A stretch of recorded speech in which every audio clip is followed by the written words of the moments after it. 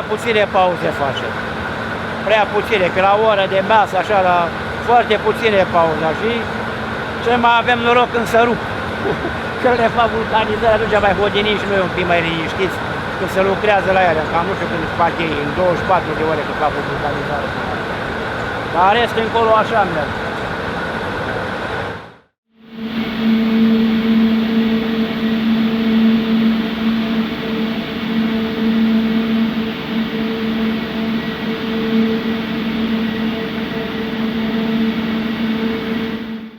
Zgomotul este partea proastă a sunetului. Așa. Partea cealaltă se cheamă artă.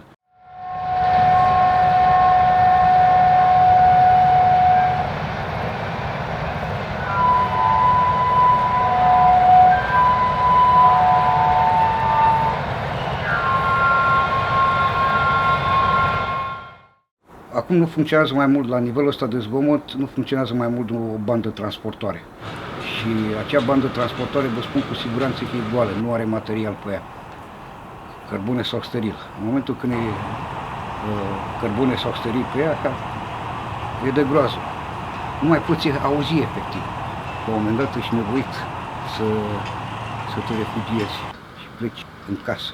Dar și aici, de regulă, nivelul de zgomot nu scade ca urmare a izolării fonice. Potrivă, de foarte multe ori și în interiorul locuințelor chiar au fost făcute măsurători pe aici. Nivelul de zgomot depășește pe ăla care se măsoară în condiții standardizate la nivelul ferestrei și care nu știu câte 35 sau 40 de decibeli, iar noaptea trebuie să fie ceva mai mic de asta. Într-o locuință din asta, într-o noapte, poate să fie măsurat la 50, chiar 60 de decibeli.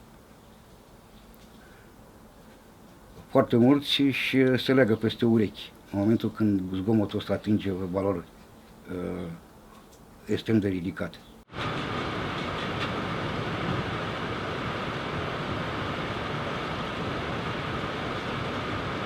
Toată vacanța copiilor de atâția ani de zile n-a stat un copil, un nepot de la mine să zică, băi, stau și eu la tataie o zi, două, trei. Dacă vin, să duc acasă, vă dați seama câtă apă consumă ca să ia praful de pe ei și mizeria asta. Și îmbolnăvesc aici. Și condiții, nu rezistă la praful ăsta. Fuge, pleacă de la poartă. Mamaia nu stau aici că e praf. E praf și mor aici.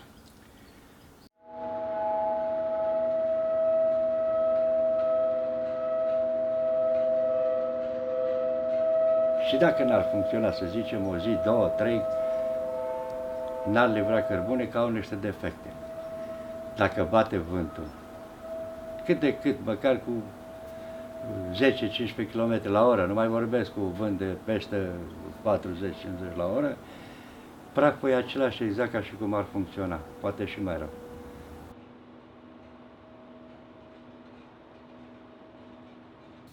Eu, la vârsta mea, vă spun cinstit că de 2 ori pe zi mătur, înainte, deci mă scol din dimineața, dau drumul la păsări, le dau mâncare și mă apuc să mătur curtea întâi ca să pot să mai intru în cameră. După aceea mă apuc în cameră. Câte mai putea să rezist să fac și eu, că nu pot, că alte persoane care vor vedea condițiile care stau, zice că suntem puturoși. Eu nu aștept să vină cineva să-mi facă curățenie, fac eu, nu mă plâng la nimeni. Dar și curățenia asta se face cu un rost, se face zilnic, la săptămână, de 2 ori pe săptămână. Dar la mine trebuie să fac de 2 ori pe zi.